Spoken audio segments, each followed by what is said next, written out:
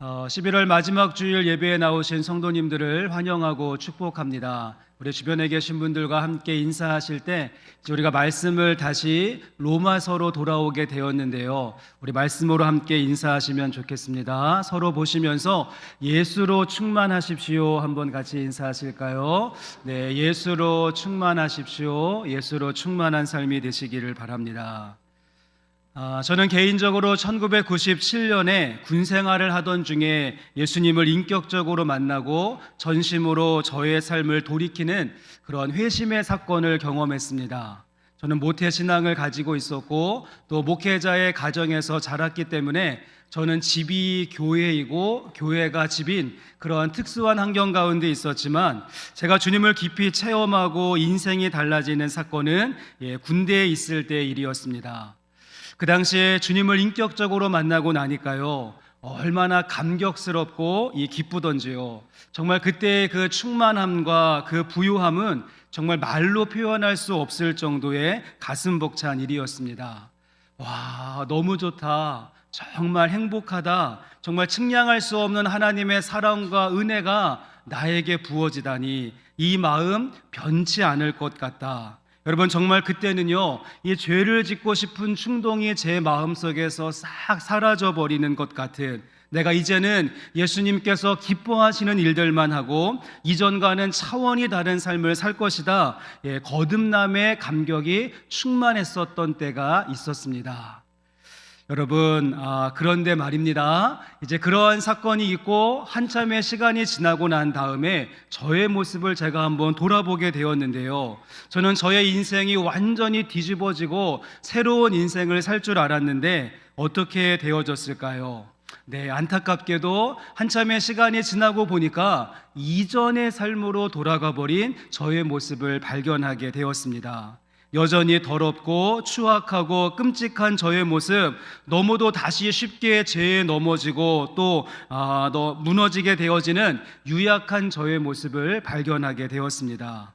그래서 이 풍성하신 하나님의 은혜에 대해서 놀라기도 했지만 그럼에도 불구하고 변한 것이 없는, 여전히 넘어지고 있는 저의 모습을 보면서 더욱 놀라고 있는 모습. 그래서 제가 한동안 깊은 고민에 빠졌던 적이 있죠. 내가 분명히 예수님을 인격적으로 만난 것은 확실한데 왜 나의 삶은 이렇게 변하지 않고 또 이전에 가던 그러한 죄와 친했던 그러한 모습, 개가 토한 것을 다시 먹듯이 돼지가 씻은 다음에 다시 그 시궁창에서 뒹구는 모습과 같이 이러한 일들이 반복되는 것은 무슨 이유인가? 여러분, 제 안에 많은 고민과 갈등 또 심각한 여러 가지 생각들이 있었는데, 여러분, 그때 제가 약간의 힌트를 얻을 수 있었던 말씀이 저희가 오늘 살펴보려고 하는 로마서 7장의 말씀이었습니다. 여러분 가운데도 혹시나 저와 같은 고민이 찾아오신 그런 분들이 계시다고 한다면, 내가 분명히 주님을 인격적으로 만났고 거듭남의 체험을 했으며 복음이 무엇인지 알게 되어졌는데 얼마 시간이 지나지 않아서 그 은혜는 안개처럼 사라지고 내가 던져버렸던 그 죄악된 일을 다시 붙잡고 있는 그런 것 때문에 고민 가운데 계시는 분이 있다라고 한다면, 내가 언제나 감사와 사랑이 넘치는 생활을 하고 이전과는 전혀 다른 삶을 살 줄 알았는데 너무도 쉽게 세상에 한눈 팔고 있는 자신의 모습을 보면서 여러 가지 고민과 갈등을 겪고 계신 분이 계시다고 한다면, 여러분, 혹시 저와 같은 혼란과 고민, 갈등과 실망감이 있으시다면 오늘 말씀을 기록하고 있는 사도 바울의 탄식과 감사와 탄식의 소리를 함께 듣는 말씀의 시간이 될 수 있었으면 좋겠습니다. 성도 여러분, 그래도 참 다행인 것은 이와 같은 고민은요, 저와 여러분만의 고민이 아니었고 오늘 말씀을 기록하고 있는 여러분 사도 바울, 우리가 대사도라고 이야기하고 복음의 대가라고 이야기하는 여러분 사도 바울 안에도 저희와 같은 고민과 갈등이 있었다는 사실입니다. 우리 7장 15절의 말씀, 로마서 7장 15절의 말씀을 세 번역으로 한번 보여주시면 말씀이 이렇습니다. 나는 내가 하는 일을 도무지 알 수가 없습니다. 내가 해야겠다라고 생각하는 일은 하지 않고 도리어 해서는 안 되겠다고 생각하는 일을 하고 있으니 말입니다 라고 사도 바울이 말하죠. 여러분, 사도 바울도 역시 내가 왜 이러는지 모르겠다는 것입니다. 은혜를 경험하고 난 다음에 내가 이제 앞으로 이렇게 살아야 되겠다 결심한 내용이 있는데 내가 그런 것들은 하지 않고 내가 이런 것들 버려버리고 끊어야지 결단했었던 그 일들을 하고 있는 나의 모습을 보면서 나도 내 자신을 잘 모르겠습니다. 사도 바울 역시도 자신의 모습이 정신없는 인생임을 고백하고 있다는 것입니다. 거기에 더하여서 19절 말씀도 보시면 19절 말씀에 내가 원하는 바 선은 행하지 아니하고 도리어 원하지 아니하는 바 악을 행하는도다. 21절 말씀에서는 그러므로 내가 한 법을 깨달았노니 곧 선을 행하기 원하는 나에게 악이 함께 있는 것이로다. 여러분, 사도 바울의 갈등과 고민이 보이십니까? 본인도 정말이지 선을 행하고 싶고 바르게 살고 싶고 나도 은혜 가운데 거하고 싶은데 여전히 나에게 붙어있는 것이 한 가지가 있다. 그것이 무엇인가 하면 끈질기게 나에게 붙어있는 악으로 말미암아 내가 원하는 바를 행하지 아니하고 원하지 아니하는 바를 행하고 있는 모습. 그래서 이 원함과 행함의 불일치 가운데 나도 나를 잘 모르겠습니다, 여러분, 고백하고 있는 사도 바울의 모습을 발견하게 된다는 사실입니다. 자, 성도 여러분, 그렇다고 한다면 이상의 고민과 갈등을 우리가 해결할 수 있는 방법은 없을까요? 우리 가운데 끊임없이 반복되는 것이 내가 원하는 바가 있고 내가 기대하는 바가 있는데 그것을 행하지 못하는 이런 불일치와 또 엇박자의 모습이 우리 가운데 있는데 정말 이것을 풀어낼 수 있는 방법은 없는 것일까요? 여러분, 참으로 감사한 것은, 그래도 다행인 것은, 여러분, 사도 바울은 자신 안에 있는 정신없음을 말할 뿐만 아니라 우리 가운데 있는 이 고민을 해결할 수 있는 방법도 함께 제시해 주고 있습니다. 우리 가운데 원하는 바와 행하는 바에 이 불일치와 엇박자가 있을 때 어떻게 해야 되는가? 오늘 말씀 가운데 사도 바울의 첫 번째 반응이 무엇인가 하면 사도 바울은 그 모든 근심과 갈등을 가지고 탄식하는 자리에서, 탄식의 자리에서 그 고민과 갈등을 풀어놓고 있다는 사실입니다. 자, 오늘 본문 말씀의 핵심 구절인 24절 말씀을 보시면 우리 이 말씀을 한번 같이 읽어보시겠습니다. 함께 읽겠습니다. 오호라, 나는 곤고한 사람이로다. 이 사망의 몸에서 누가 나를 건져내랴. 여러분, 사도 바울은 지금 자신 안에 가득한 그 고민과 갈등의 내용을 다 끌어안고 무엇이라고 이야기합니까? 오호라, 나는 곤고한 사람이로다. 이 사망의 몸에서 누가 나를 건져내랴. 자신의 실존을 인식하게 되어졌을 때 오호라라고 하는 탄식을 뱉어낼 수밖에 없었다는 사실입니다. 여러분, 사실 이 로마서 7장 말씀의 후반부는요, 신학적으로 논쟁이 많고 여러 학자들의 의견이 나오는, 이렇게 갈라지는 말씀이라고 할 수 있습니다. 오늘 말씀 속에 보시면 나는, 내가, 이러한 1인칭의 대명사가 많이 나오는데 여기에 나오는 오호라, 나는 곤고한 사람이다 해서 나는 누구인가, 여기에 대하여서 많은 의견이 있고 논쟁이 있음을 보게 되죠. 그러니까 쉽게 이해가 되지 않는 것입니다. 아니, 지금까지 사도 바울이 그렇게 철저한 복음의 논지를 가지고 하나님의 말씀을 증거하며 여기까지 왔는데, 아니 이제 와서 그 사도 바울이 거듭나지 못한 사람처럼 미숙하고 연약한 사람의 모습을 보여줄 수 있는가? 그러니 여기에서 나는 사도 바울 본인의 이야기가 아니라 지금 주변에 있었던 사람들, 거듭나지 못한 상태에서 갈팡질팡하고 있는 사람들의 그 모습을 안타깝게 생각하면서 사도 바울이 감정이입하여서 곤고한 사람이다라고 탄식하고 있는 것이다라고 주장하는 견해가 있습니다. 어느 정도 일리가 있기는 하지만 우리가 굳이 그렇게 사도 바울을 높여야 할까라고 하는 생각과 함께 저는 이러한 의견보다는 여기에서의 나는 사도 바울이 본인의 이야기로, 나의 소감으로, 자신의 이야기로 전한다라고 하는 의견에 저는 동의를 합니다.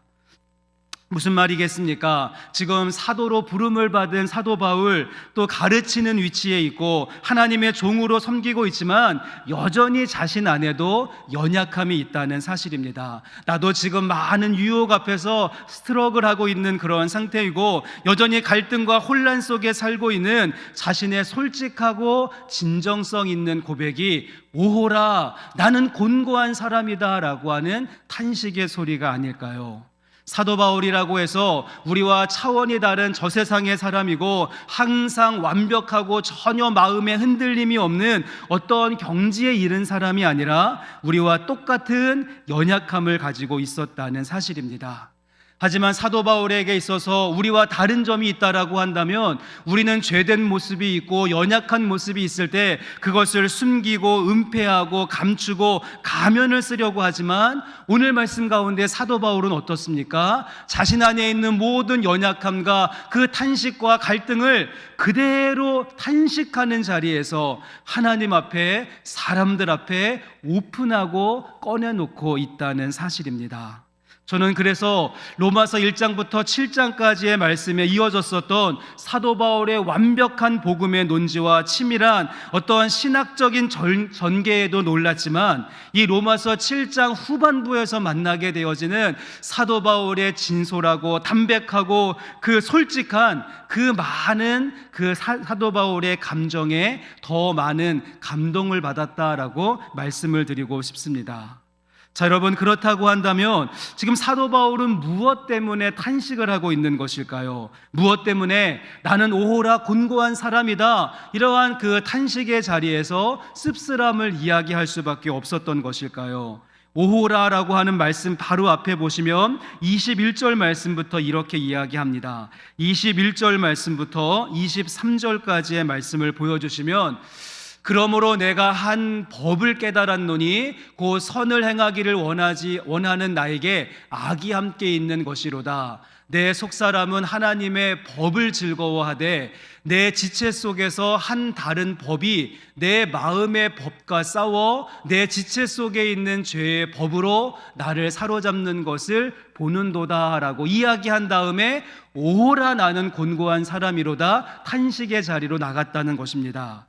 저희 반복되어지고 있는 제가 법이라고 하는 말에다가는 밑줄을 한번 쳐놓아 보았는데요. 여러분, 저희가 로마서 말씀을 볼 때에 이 법이라고 하는 용어를 조금 구별하고 자세하게 볼 필요가 있습니다. 무슨 말인가 하면 이 헬라어로 법을 노모스라고 하는데요, 그 의미가 문맥에 따라서 조금 의미가 달라진다는 것입니다. 그냥 법하면 율법을 이야기하거나 어떠한 강력한 법조항으로서 모습을 해석하는 것이 아니라 앞뒤의 문맥을 한번 살펴보면서 이 법이 무엇인가를 생각해 보아야 되죠.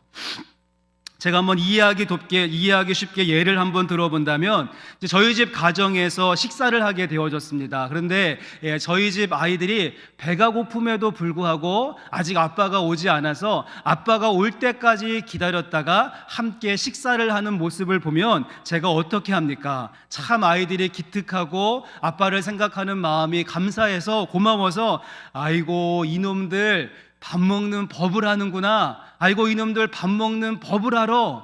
여러분, 우리나라 대한민국 헌법에 밥은 이렇게 먹어야 된다, 어떠한 조항이 나와 있습니까? 이놈들 밥 먹는 법을 안다 해서 법은 그래 밥을 먹는 매너와 방법을 안다라고 하는 의미가 될 것입니다.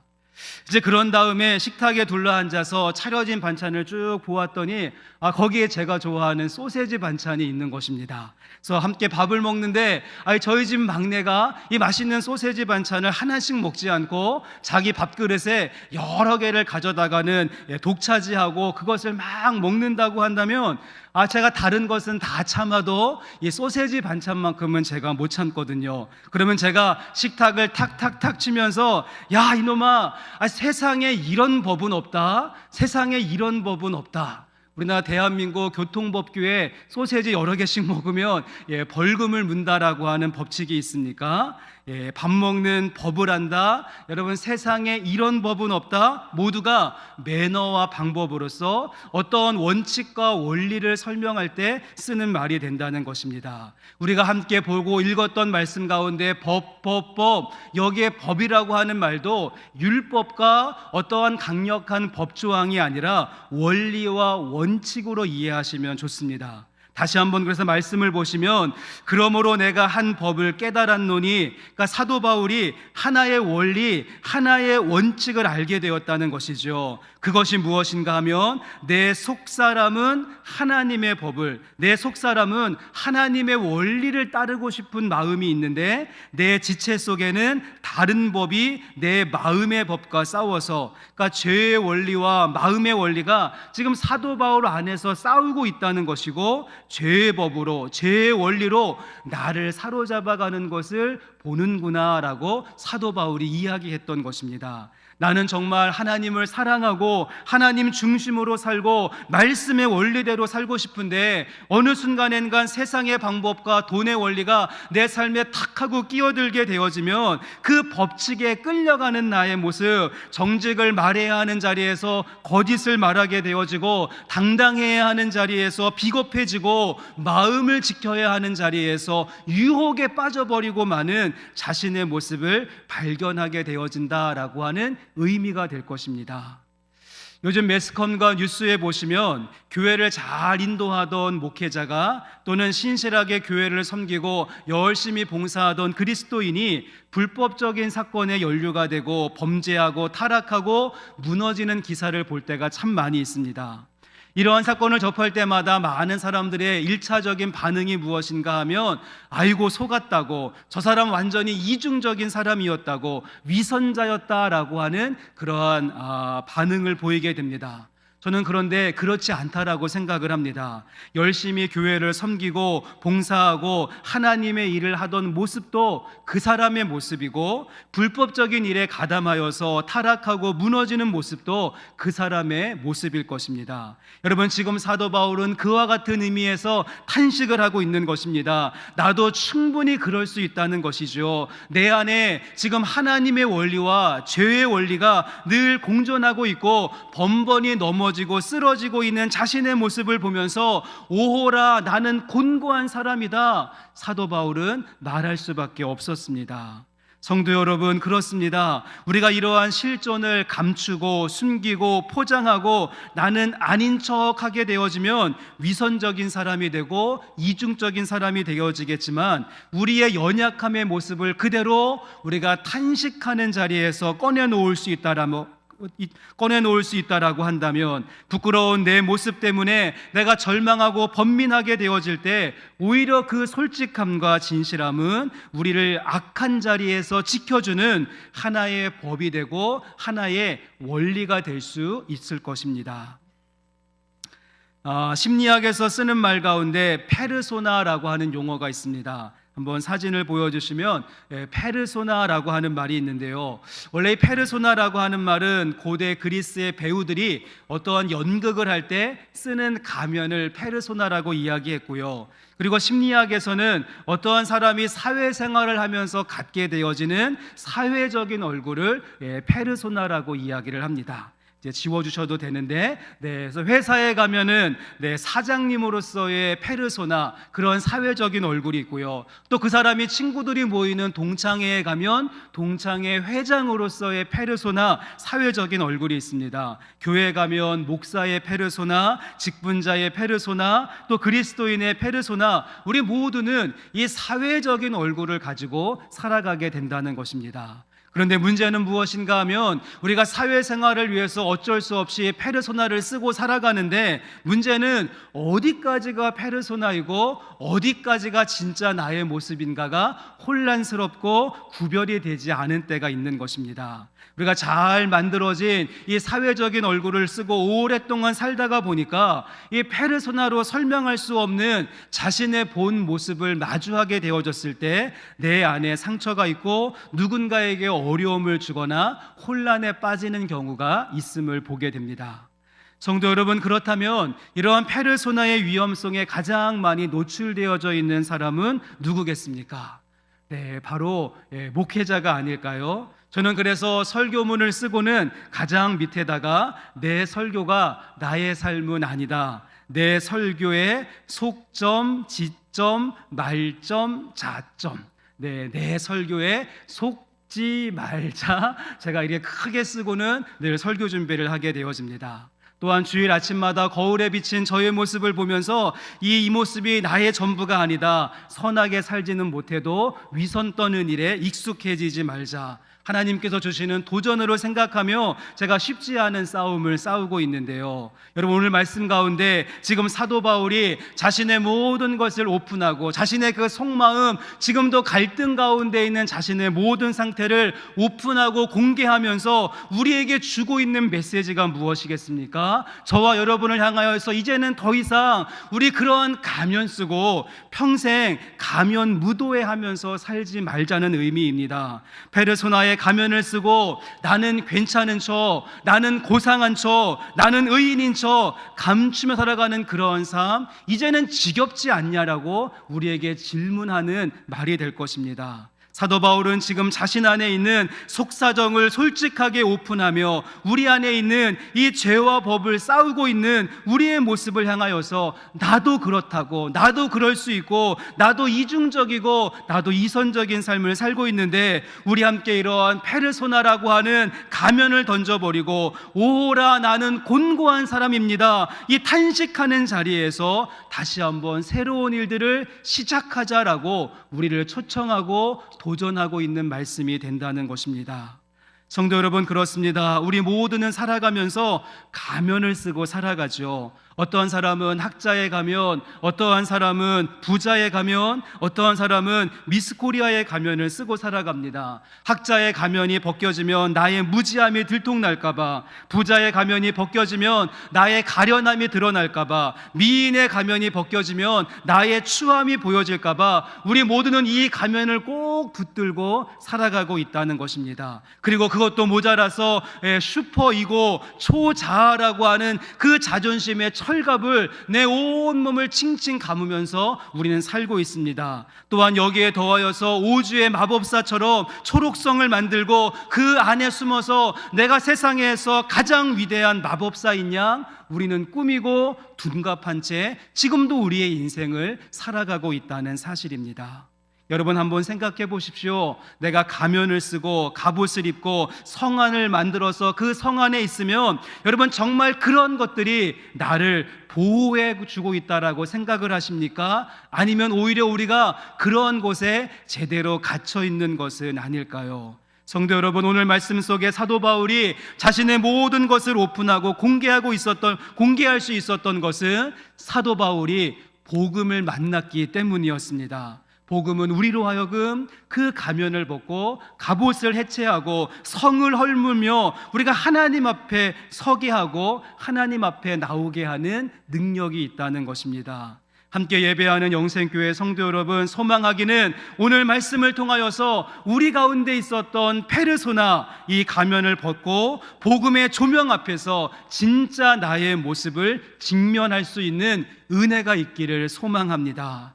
우리의 실존을 마주한다는 것, 여러분 너무도 부끄럽고 또 부담스럽고 힘든 일인 것 알고 있습니다. 하지만 상처를 드러내고 상처를 오픈해야지 치료가 시작되듯이 우리 모두 어떠하던 척하던 우리 그런 삶 이제는 조금 내어 던져버리고 탄식하는 자리에서 오호라 나는 곤고한 사람이로다 우리 가슴치며 나의 무익함을 토로하게 되어질 때 여러분 그 자리가 바로 새로운 일들이 시작되어지는 터닝 포인트가 될 줄로 믿습니다. 저와 여러분의 모습이 오늘 사도 바울의 모습과 같이 원함과 행함의 이 불일치가 이루어지는 엇박자와 이 탄식의 자리에서 복음을 만나게 되어지는 그 탄식의 자리에서 복음 앞에 우리의 삶을 비추어 보는 저와 여러분의 모습이 될 수 있기를 주님의 이름으로 간절히 소망합니다.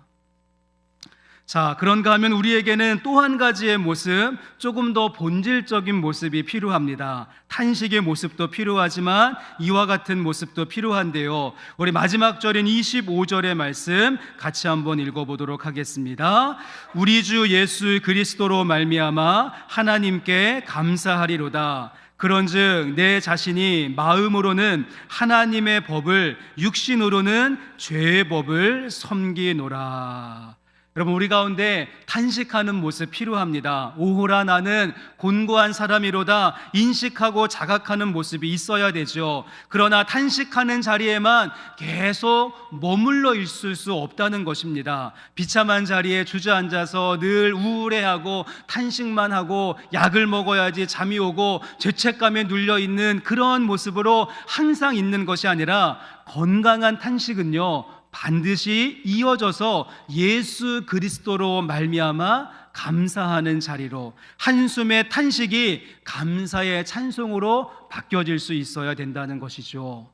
우리가 많이 부르는 찬송가의 가사처럼 그 두려움이 변하여 내 기도 되었고 전날의 한숨 변하여 내 노래 되었네. 주님을 찬송하면서 할렐루야 할렐루야 내 앞길 멀고 험해도 나 주님만 따라가리. 우리 가운데 있는 탄식의 한숨이 감사의 노래가 될 수 있도록 우리 주 예수 그리스도로 말미암아 하나님께 감사하노라. 기쁨과 탄식의 자리에서, 또 탄식과 한숨의 자리에서 기쁨과 감사의 자리로 옮겨지는 은혜가 우리 가운데 있기를 소망합니다.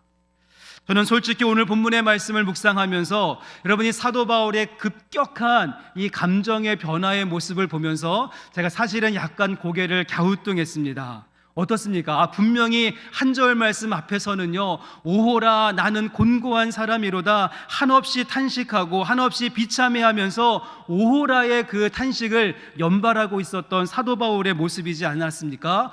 그런데 말씀을 한 절만 바로 넘어가게 되어지면 바로 다음 구절에 목소리의 톤이 바뀌게 되어지고, 하나님께 감사합니다, 하나님의 은혜에 감사하고 찬송합니다, 이렇게 온탕과 냉탕과 온탕을 왔다 갔다 하는 이런 사도 바울의 극단적인 모습을 보면서, 혹시 이 사도 바울이 조울증 이런 제가 생각이 들기도 했습니다. 여러분, 그러나 그것은 저의 오해였다는 사실이죠. 사도 바울의 감정과 소감이 이렇게 급격하게 변화되어질 수 있는 원인과 이유가 있었습니다. 여러분, 그것은 무엇인가 하면 사도 바울의 탄식과 사도 바울의 감사 사이에는 무엇이 있습니까? 예수 그리스도로 말미암아, 예수 그리스도의 역사하심이 있게 될 때 탄식과 한숨은 한순간에 감사와 찬양으로 바뀌는 놀라운 감정 변화가 우리 가운데도 있게 될 줄로 믿습니다. 여러분, 다시 한번 말씀을 보시면 사도 바울이 이렇게 이야기했죠. 오호라 나는 곤고한 사람이로다. 그 다음에 어떤 말을 이어서 했습니까? 이 사망의 몸에서 누가 나를 건져내랴. 이 사망의 몸에서 누가 나를 건져내랴. 지금 질문하고 있습니다. 자신의 힘으로 이 죄의 문제를 해결할 수 없다는 것이죠. 우리가 집사와 권사와 장로라고 하는 직분을 가지고 있고, 목사라고 하는 타이틀을 가지고 있고, 내가 성경 박사가 되고 나의 성품이 천사 같은 성품을 가지고 있고, 내가 결단력이 엄청나게 강한 철인의 모습을 가지고 있을지라도 나의 힘으로 도저히 감당할 수 없는 것이 이 죄를 이기는 문제라고 할 수 있는데, 그렇다고 한다면 누가 나를 이 사망의 몸에서 건져낼 수 있겠는가? 여러분, 질문하고 또 질문했다는 사실입니다. 그리고 이와 같은 질문과 그 물음에 대한 정답이 무엇인가 하면, 오직 우리 주 예수 그리스도로 말미암아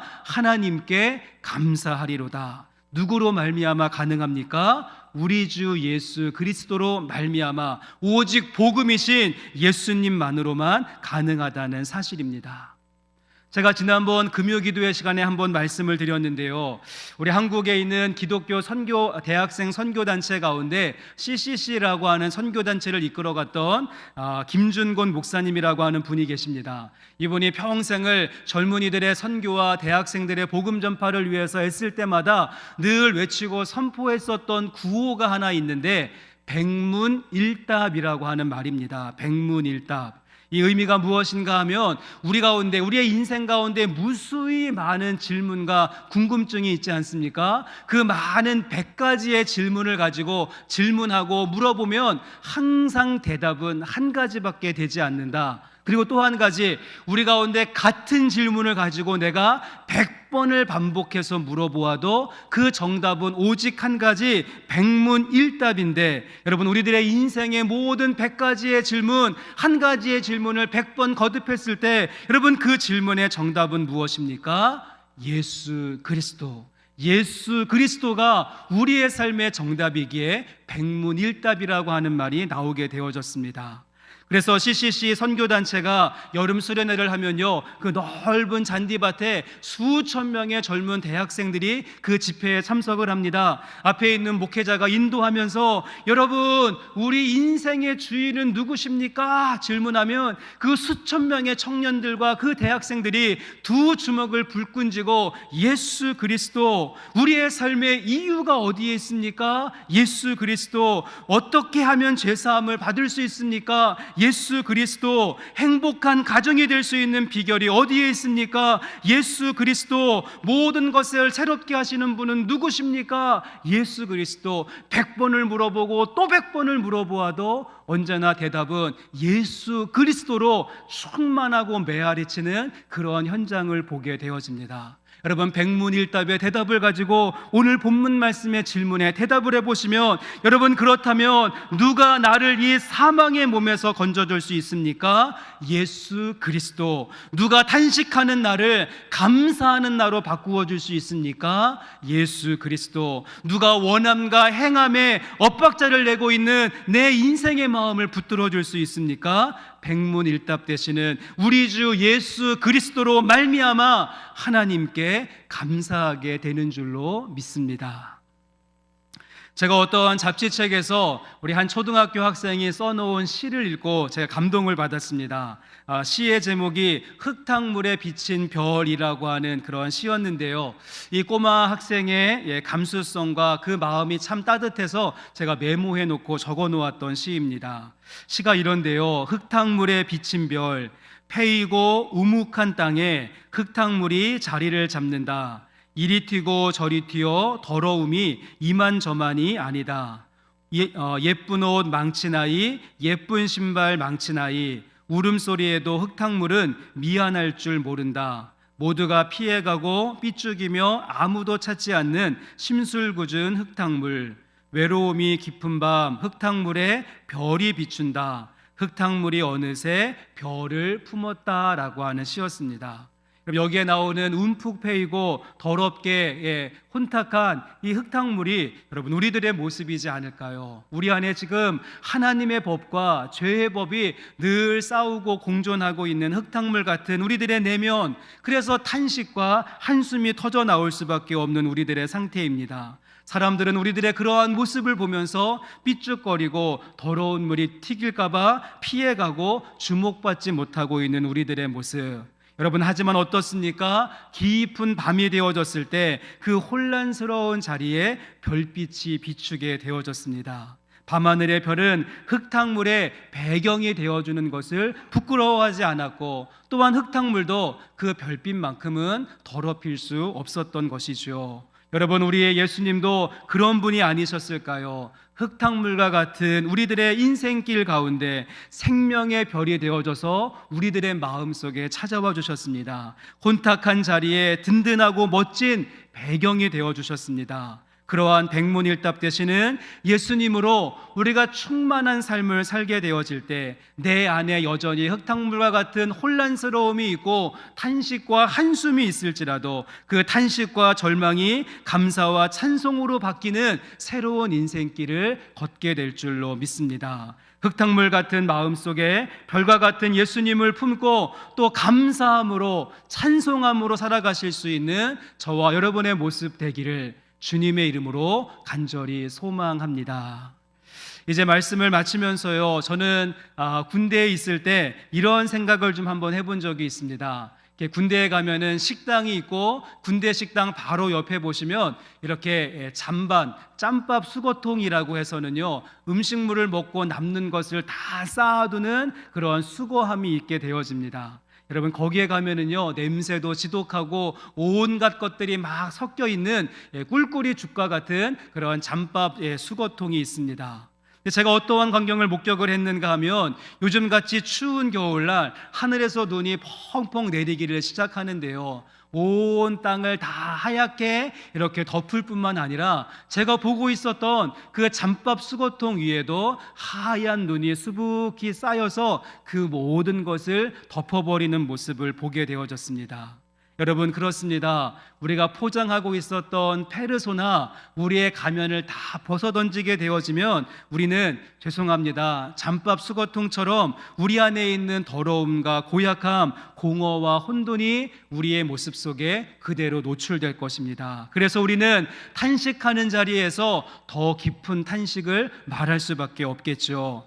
하지만 그러한 상태 가운데 있는 우리에게 백문일답 되시는 예수 그리스도가 우리의 실존 속에 운행하시기를 시작하게 되어질 때에 꿀꿀이 죽과 같은 인생이라고 할지라도 흙탕물과 같은 우리들의 삶의 모습이라고 할지라도 소복히 내리는 눈처럼 그리고 찬란하게 빛나는 별처럼 우리가 예수님을 품고 탄식하는 자리에 있게 될 때 우리의 한숨이 찬양으로 바뀌고 우리들의 그 안타까운 현실이 주님을 고백하는 믿음의 자리로 새로워지게 될 줄로 믿습니다. 다시 한번 복음 앞에 온전하게 서서 우리의 가면을 벗어던지고 예수님만으로만 충만한 새로운 한 주의 삶의 인생길을 걷는 저와 여러분의 모습 될 수 있기를 주님의 이름으로 간절히 축원합니다. 우리 함께 시간 같이 주신 말씀을 기억하시면서 기도하실 때 하나님, 내 안에 있는 가면을 던져버리게 해주시옵소서. 내가 지금 칭칭 감고 있는 나의 이 자존심 내려놓게 하시고 내가 쌓아놓은 성을 허물고 복음이신 예수님 앞에 백문일답 되시는 예수님 앞에 서서 다시 한번 우리의 탄식과 한숨을 찬송과 감사로 바꾸고 새로운 길 걸어가게 하여 주시옵소서. 예수님으로만 충분한 삶을 또 충만한 삶을 살아가게 하여 주옵소서. 우리 이러한 기도 제목을 가지고 새로운 한 주의 삶을 주님께 의탁하며 우리 기도함으로 나가겠습니다. 하나님 감사합니다. 우리의 삶을 지키시고 인도해 주시는 하나님 아버지, 오늘도 소망 중에 하나님의 은혜의 보좌 앞에 나왔습니다. 연약한 우리를 다시 한번 기억하여 주시고 우리 가운데 있는 모든 것들 던져버리고 하나님 탄식하는 자리에서 우리의 실존과 본질을 보게 해주시고 백문일답 되시는 예수님 앞에 우리의 삶을 내가 온전히 내어드리며 하나님이 하십니다. 하나님이 이루어 가십니다. 오직 예수 그리스도로 말미암아 우리 감사하는 자리에서 새로운 시간들 출발하게 하여 주시옵소서. 내가 의탁하는 모든 것들 하나님 도우심의 손길로 역사해 주시고 충만하게 하시는 하나님 인도하심으로 함께하여 주옵소서. 다시 한번 기도하기를 원합니다. 우리 믿음의 식구들 가운데 또 우리 주변에 질병으로 인하여서 아파하고 고통 가운데 있고 또 수술을 받고 치료 과정 속에 있는 많은 분들이 있음을 보게 됩니다. 여러분도 지금 이 시간 마음과 또 몸의 질병을 가지고 나오셨습니까? 여러분 아픈 부위에 손을 얹고 기도하시기를 바랍니다. 하나님께서 예수님으로 충만하게 되어질 때에 흙탕물 같고 또 하나님 잠밥 수거통 같은 우리들의 모습이라고 할지라도 주님께서 새롭게 질서를 우리 가운데 선포하시고 우리의 삶과 우리의 아픈 부위를 만지실 줄로 믿습니다. 우리 치료하시는 주님을 소망하시면서 우리 아픈 것 주님께 내어드리며 함께 다시 통성으로 기도하기를 원합니다. 하나님, 우리들의 아픈 부분들 주님께 내어드리며 기도합니다. 절망스러운 삶의 환경들 주님께 내어놓고 기도합니다. 우리를 불쌍히 여겨 주옵소서. 하나님, 우리를 치료하시는 하나님 아버지, 하나님 쓰레라린 고통과 아픔을 가지고 내 마음속의 갈등과 번민을 가지고 하나님 해결되지 않는 이러한 문제들을 가지고 주의 은혜 구하오니 우리 가운데 역사해 주시고 오늘도 새로운 일들 펼쳐 주옵소서. 내 아픈 곳 아버지 주님 아시지 않습니까? 하나님 이루어 주옵소서. 사랑과 은혜의 하나님, 우리가 아픈 부위에 손을 얹고 하나님의 치료하심과 도우심을 구하며 기도했습니다. 탄식하는 자리에 찾아오셔서 백문일답 되시는 하나님 아버지, 우리의 아픈 부위 만지시고 건강하게 치료하시는 귀하고 복된 예배의 시간 되게 하여 주시옵소서. 우리의 탄식과 한숨이 번하여서 감사와 찬송이 될 수 있도록 예수로만 충만한 삶을 살아갈 수 있도록 인도해 주시고, 우리의 가면을 벗는 것 참으로 부끄럽고 힘든 일이지만 주님의 복음 앞에 서서 우리가 쓰고 있었던 모든 페르소나의 가면을 벗어 던지게 하시고 실존으로 주님 앞에 마주하며 회복하게 하시고 치료하게 하시는 예수님의 은혜 맛보게 하여 주옵소서. 모든 것 감사드리며 거룩하신 예수님의 이름으로 기도합니다. 아멘.